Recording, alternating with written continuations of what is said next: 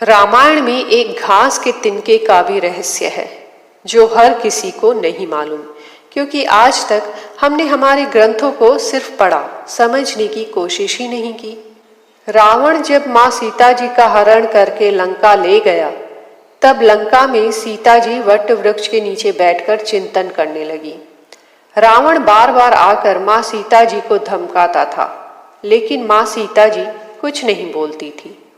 यहाँ तक कि रावण ने श्री राम जी के वेशभूषा में आकर माँ सीता जी को भ्रमित करने की भी कोशिश की, लेकिन फिर भी सफल नहीं हुआ। रावण थक हार कर जब अपने शयन कक्ष में गया तो मंदोदरी ने उससे कहा, आप तो राम का वेश धर कर गए थे, फिर क्या हुआ? रावण बोला, जब मैं राम का रूप लेकर सीता के समक्ष गया तो सीता मुझे नजर ही नहीं आ रही थी। रावण अपनी समस्त ताकत लगा चुका था, लेकिन जिस जगत जननी माँ को आज तक कोई नहीं समझ सका, उन्हें रावण भी कैसे समझ पाता। रावण एक बार फिर आया और बोला, मैं तुमसे सीधे सीधे संवाद करता हूँ, लेकिन तुम कैसी नारी हो कि मेरे आते ही घास का तिनका उठाकर उसे ही घूर घूर कर देखने लगती हो।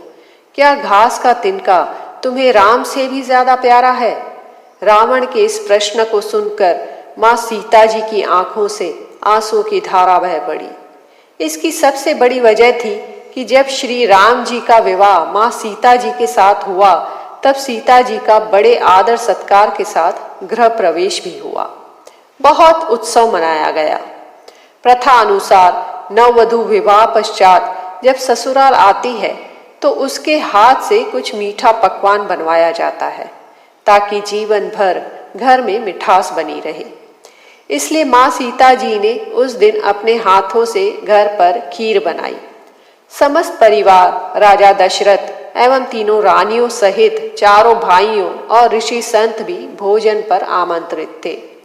माँ सीता ने सभी को खीर परोसना शुरू किया और भोजन शुरू होने ही वाला था कि जोर से एक हवा का झोंका आया। सभी ने अपनी अपनी पत्तलें संभाली। सीता जी बड़े गौर से सब देख रही थी। ठीक उसी समय राजा दशरथ जी की खीर पर एक छोटा सा घास का तिनका गिर गया, जिसे माँ सीता जी ने देख लिया, लेकिन अब खीर में हाथ कैसे डालें, ये प्रश्न आ गया। माँ सीता जी ने दूर से ही उस तिनके को घूर कर देखा। वो जलकर राख की एक छोटी सी बिंदु बनकर रह गया। सीता जी ने सोचा, अच्छा हुआ किसी ने नहीं देखा, लेकिन राजा दशरथ माँ सीता जी के इस चमत्कार को देख रहे थे। फिर भी दशरथ जी चुप रहे और अपने कक्ष में पहुंचकर माँ सीता जी को बुलवाया। फिर उन्होंने सीता जी से कहा कि मैंने आज भोजन के समय आपके चमत्कार को देख लिया था। आप साक्षात जगत जननी स्वरूपा हैं, लेकिन एक बात आप मेरी जरूर याद रखना। आपने जिस नजर से आज उस तिनके को देखा था, उस नजर से आप अपने शत्रु को भी कभी मत देखना। इसलिए माँ सीता जी के सामने जब भी रावण आता था तो वो उस घास के तिनके को उठाकर राजा दशरथ जी की बात याद कर लेती थी। तृणधर ओट कहत वैदेही सुमिरि अवधपति परम सनहि। यही है उस तिनके का रहस्य।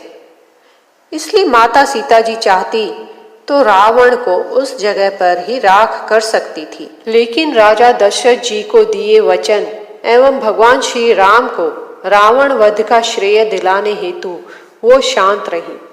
ऐसी विशाल हृदया थी हमारी जानकी माता।